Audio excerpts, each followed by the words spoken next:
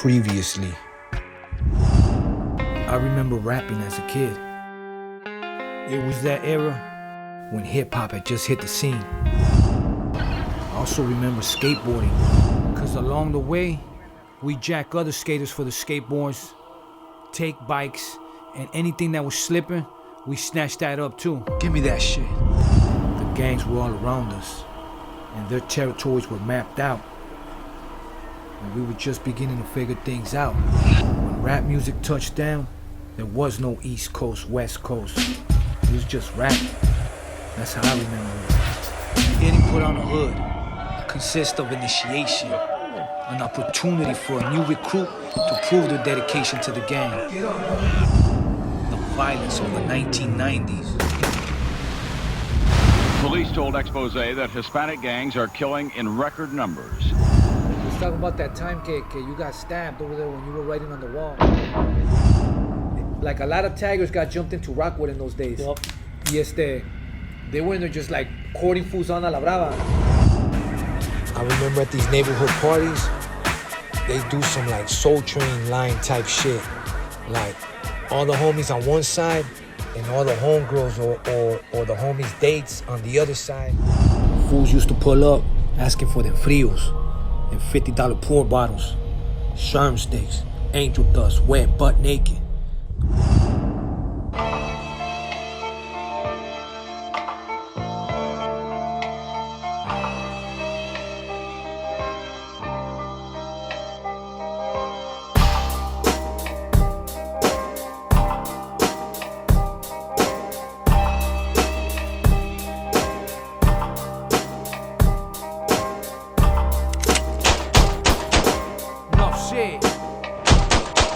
With the horn of a savage, see the mic and I grab it. Big C rock, yeah, the ego is landed. Doofy moon, dedication to.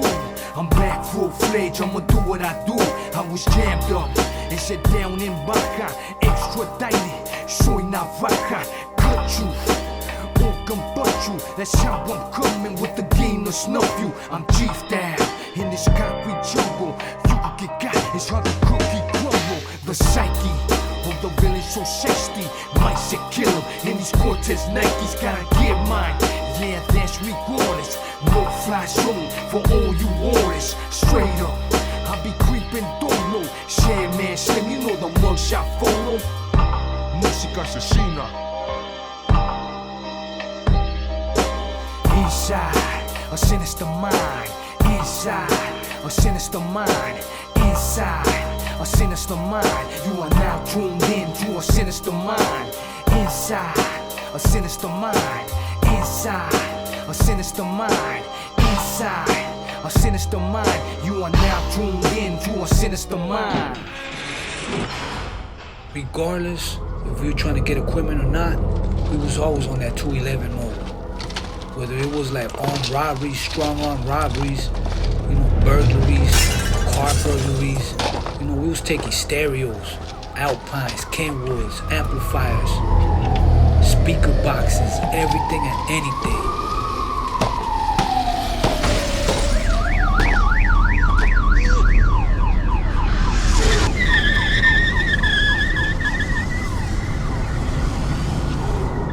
These come-ups, it felt like it would go nowhere. You know what I'm saying? It wasn't enough. At times, it was just to get a pair of all-white Cortezes or the black or blue suede ones with some Chucks, some 501s, Frisco bands, and a pack or two of some Stanford white shirts from JCPenney. You gotta understand, in that life, style, wardrobe meant everything. The cleaner and the brand new you look, the more you would stand out. The more bitches you would get, the more females would be attracted to you. You know what I'm saying? In those days, the way that I remember it, my homeboy Sporty and my bro Poison, Venom, had a rap group called Homies. And I had my own called 213. We would hang out in my aunt's garage and watch rap videos, write and spit rhymes. And one day, we decided to be a single group and we combined the names and became Homies 213. Me, Sporty, and Venom. bout the 100 bullet holes. Just kick them little stories bout the 100 bullet holes. Like I trust no bitch, just say I trust no man. Just kick them little stories bout the 100 bullet holes. Just kick them little stories bout the 100 bullet holes. Like I trust no bitch, just say I trust no man. Simón, Simón, ese yo soy ese pelón de la calle 25 del barrio más chingón. So the plan to get equipment was still in effect. And the way I remember it, see, I'm not gonna tell you the details, but there's a street where we would hang out at, and this one night, see, this is when motherfuckers had Daytons on their car. So I remember this one night, this car made a right into a dead end street where we would hang out at, and this shit had gold Daytons on it, and basically it was all paisa. So when I seen that shit, you know, I told my bro like, hey fool, help me real quick, and we kind of like blocked off the car. You know, the way I remember is that we rolled one of the big trash can containers into the middle street, blocked it off, and at gunpoint we was like, hey, bájense a la verga. So then you know, as we got him off, you gotta understand, I was a kid, you know, I was like 15, 16, maybe 14, I don't know. You know, as we pulled these fools out, my older homies fucking jumped in the car and rolled out in it. So, you know, it's like they doloed us, you know what I'm saying? But the thing is, we still had the paisa, so we took them fools, and it's like we fucking arrested them fools. We put them against the wall with their hands up. We started fucking patting them down, and we took all their shit. They had gold bracelets, fucking cowboy boots, like fucking belts, hats, dope on them, everything, you know. And those days, those shits were worth money, you know, the hats, the belts, and the boots. So basically, you know, we got these fools, and from that point on, me, Venom, and Sporty, we pulled all our resources together. You know, we linked back up with Motiv8. We went and bought a Roland S550, a Tascam 4-track recorder, a couple of mics, a couple of headphone sets, a tape deck, turntables, cables, and a bunch of other shit. And then from there, you know, homies 2 and 3 started dropping all kinds of demos left and right. Back then, when I was recording demos with them, like the Glock, for example, you know, I would play it for my black friends, you know, and people would just be like, "Yo, this is something different." Like, yo, they had never heard with a flow like that before, where, you know, the accent he had the Spanish and the accent, you know, and the English with the Spanish, you know, Spanglish. Fuck with my familia, now I got to draw the line. My reggae is mine, it's the deadly, it's kind. My battle shady boy, and I said that. I think Conejo was the first dude to be able to lay down Spanish words at the right place in the rap, you know, like the punchline. He was good for that, you know. And when I saw that, I was like, there's something here, you know. Of course, you know, that was early on, you know, that I realized that. In those days, man, we loved going to Motiv8's loft. You know, it was in downtown. The address was 900 East 1st Street. And it you know, it was lonely over there and shit. It was just full of fucking like straight crackheads and, you know, dolphins walking around. But in that building and the buildings that were surrounding it, it was just like, it was some artsy shit, you know, like all artistic people, whether it was painters, writers, poets, musicians, all that, you know what I'm saying? So, you know, like, we embraced that, and like I said, we love going down there. And then, like, when we first linked up with Motiv8, he was living with his mom in one of those lofts, but by the time we got everything, you know, he had moved into one of his own and had 2 roommates. One was an artist. That roommate that he had was the one that drew the original Notorious Man, you know, based off the Western Exterminator. You know, and you gotta understand, in those days, this was the 90s. You You know, that gang life was serious in the 90s. You know, we'd go to the studio, and then, like, we'd go to the studio, and for us was like an escape. You know what I'm saying? We got a chance to talk about what we was going through on all those OG demos.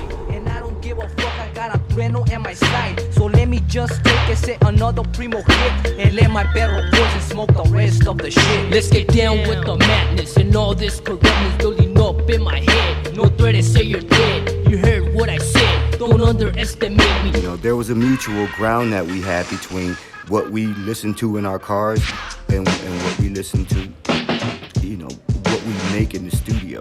Okay, so basically that's what really kind of made it formulate into something big. You know, we weren't really getting inspired by other artists. We were really in our own world, you know, because what we were creating wasn't fully acceptable, you know, back in those days. So we used to just you know, blend from what, you know, we just blended from inside, man. You know, just making hard beats. You know, it's really hard to explain when you're doing something and at the time you don't know that you're doing something great. You know, sometimes you just do it. You know, so, you know, but our influence, you know, we were just basically influenced, you know, by each other and what, you know, and what our different sound, you know, like the sound I brought to the table, you know, versus the sound that would be perfect for Conejo. So, you know, put those all together and kaboom, you have, you know, a lot of self-influence. I think that's where, like, my love for music came from, you know, because we would spend countless hours, you know, smoking weed, you know, digging through the crates and just listening to music like jazz, soul, R&B, like hip-hop, you know, like break beats and all that shit. And, you know, just to find the right loops so that we could rap on, you know what I'm saying? And, you know, it was an amazing time in my life, and honestly, I miss those days. But in the beginning, that chemistry, we just had to make it. You know, it was quite easy, man. This guy had it. Like, his rap, he had it. He sounded real, and I was like, okay, cool. You know, that made it easy. You know, that made the chemistry even much more easier. You know, and keep in mind, you know, like, not every day was a good day. We did have, you know, we had bad days and stuff like that, you know. But you know, overall, those days were you know, those are the things we experienced. You know, I got like so many stories from down there. I remember one night fucking doing acid with the Black Eyed Peas, and it was called the Ant-Man Clan, and they all had like Volkswagen Bugs, and we was all on acid, just like fucking driving all through downtown, fucking around.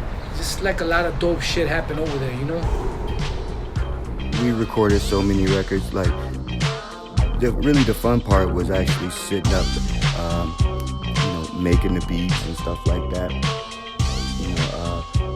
You know, those were the fun days. But we would go to this cat studio in Reseda. His name was Benyad.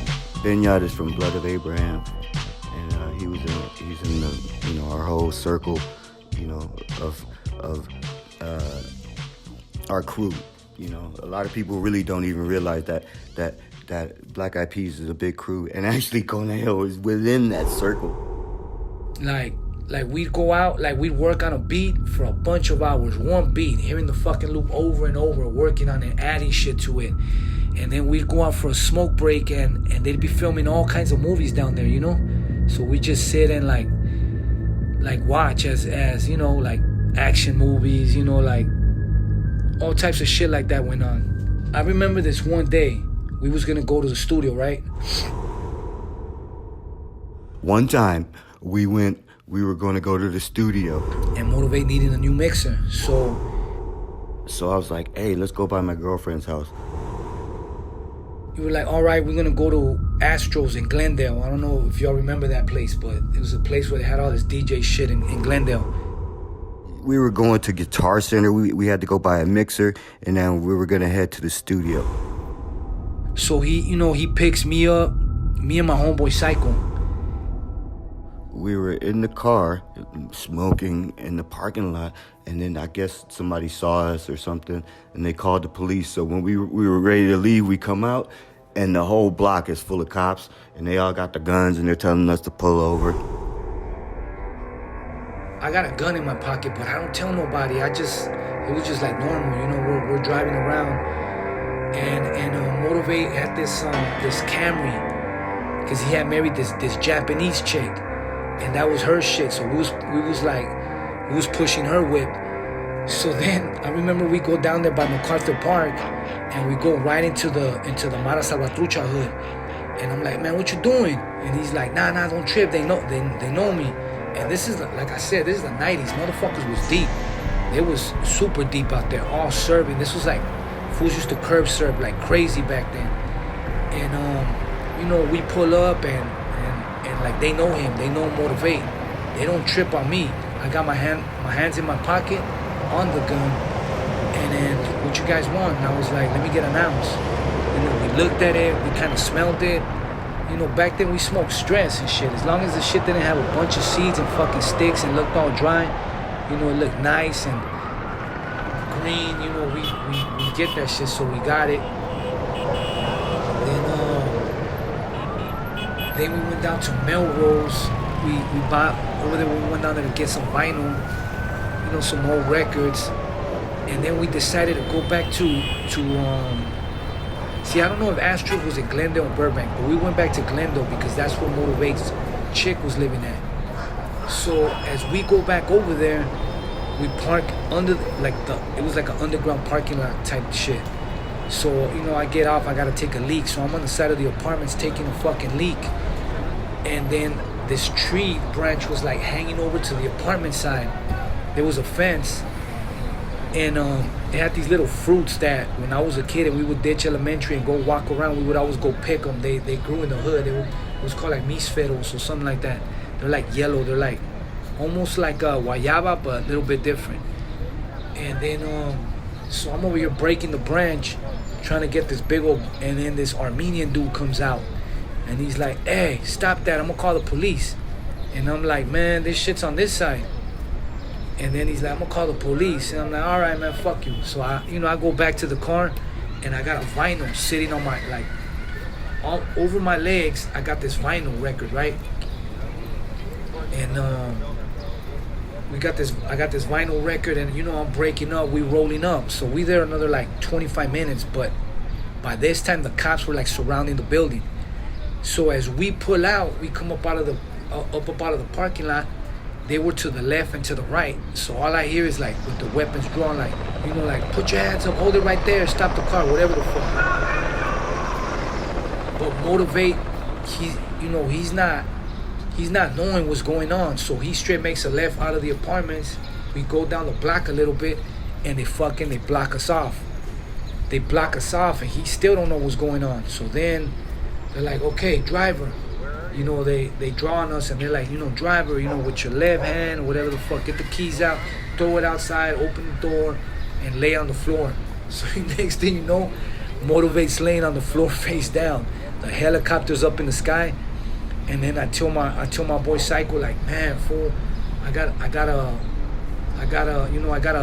blammer on me. And he's like, man, put that shit in your shoe. And I remember at that point I had it in my back pocket. So they tell him to get out. He was in the back seat. So he gets out. It was a four-door Camry. So he gets out, and I'm alone in the car. So I reach for it, and they seen that I was moving around. And as I like pulled it out to try to go for my shoe, they're like, don't move, I'll shoot you. I think if that same situation would have happened now, in 2020, 2021, you know, 2019, 2018, they would have just killed me on the spot. That would have been a good enough, and then they would have found a heat. You know, that would have been justified. But I pull it out, and they're like, don't move, we'll shoot. I end up dropping it. It drops right between my feet. So they finally get to me. They pull me out. I come out with the record, with the weed on it, with the ounce sitting on it. And then they see the gun, so they call it out. You know, we got whatever like code it is for like a weapon. So they basically they they arrest all three of us. They take us down to the Glendale Police Department, and then I call the house, have my mom bail out Motiv8. Motiv8 gets bailed out, Psycho gets released, and I go on to I go on to court to the county. They got the guns pointed at us, and they pulled us out. They took us to jail and all this.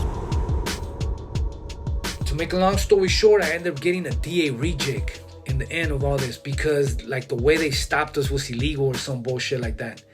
So I ended up getting a DA reject, and then I ended up getting released.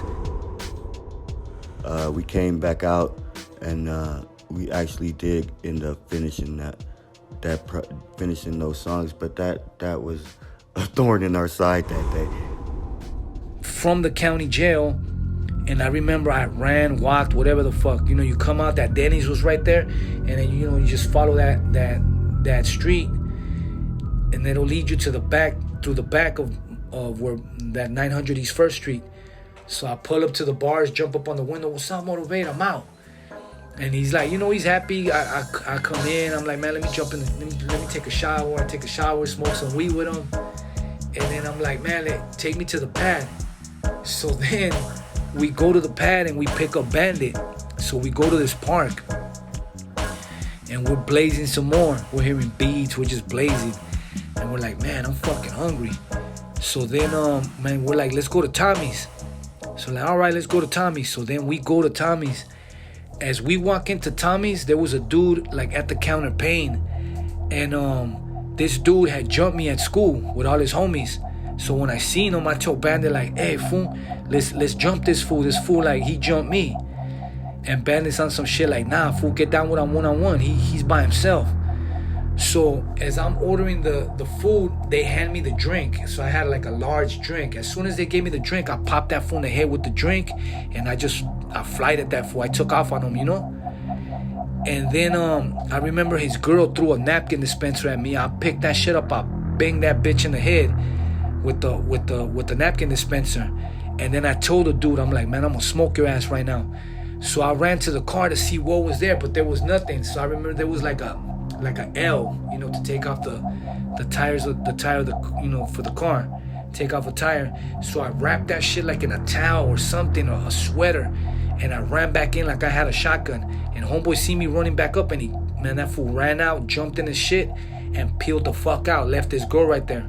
So then the dude at the Tommy's was like, man, I'm calling the police. So we jumped in Motiv8 shit, and Motiv8's like, man, he's like, fuck you, Tricks. Like, I ain't fucking with you no more, man. This shit's like nothing but trouble with you, So,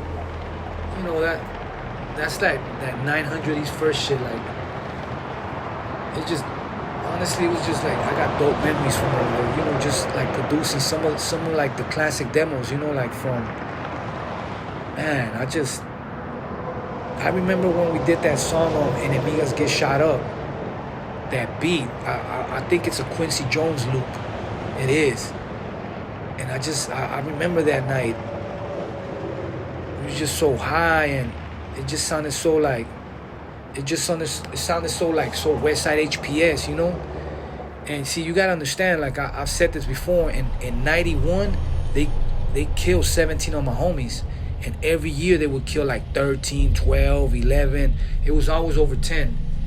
So a lot of those, and we were at war with, you gotta understand, like in LA, like in those times, like no gang got along with no gang, basically. There was some gangs where you didn't really have no shit with, but like for the most part, like the way my hood was, we were surrounded by enemies, and we never like looked at it like, oh shit, we was never overwhelmed by it, or we never looked at it like we outnumbered or nothing like that, it was just part of life, and we just dealt with it, and we went at it with everybody like if it was just, like tying your shoelaces, it was normal. So you know, and Motiv8 was able to take that from us, put it on a beat, and those became like hood classics, you know, like Mi Barrio's Primero. I had a song called I'm Psycho. Man, there was just so many, you know. Soy Trucos, the Glock. I could tell you a story about the Glock. It was something new to us, the Glocks. The Glocks had hit the streets, so when I went to my homeboy's house that lived on Estrella, and one of my uncles, he used to have this burgundy fucking narc car, straight narc car. We would do fucking all kinds of shit in this shit, cause it straight looked like the police. You know, so we pull up to the homie's house to buy some weed from him and everything. And then, like, you know, we getting high, and I had that beat. That beat is a loop from The Clash. I think it's called London Calling or some shit like that. And then I remember, like, I start spitting that shit for the homie. And then next thing you know, like, he went and caught some Glocks and shit, you know? And you know, I could tell you stories like that on basically all the songs, on most of the songs, you know? Because as a matter of fact, like the song, if you hear the song Mi Barrio's Primero, my homeboy basically he dissed another Chicano rapper that now everybody hears. This is way back. I'm talking about the 90s, because he thought he was from another hood because of a song he made. But in reality, he wasn't even from that hood. He just had made that song, you know? You know, what could I say? You know, I know we can't go back to those times. They're just dope memories, and you know, it was a blessing to even have the opportunity to live that out, you know?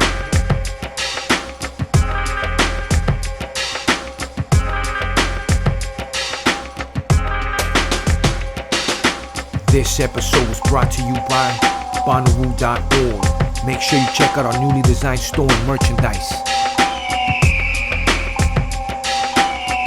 Make sure you subscribe to the Inside a Sinister Mind Patreon, a hub that offers produced video, behind-the-scenes content, get in-depth music and lyric breakdown episodes. Subscribers will get to download exclusive music soundtracks. So for more information, you already know. Inside a SinisterMind.com.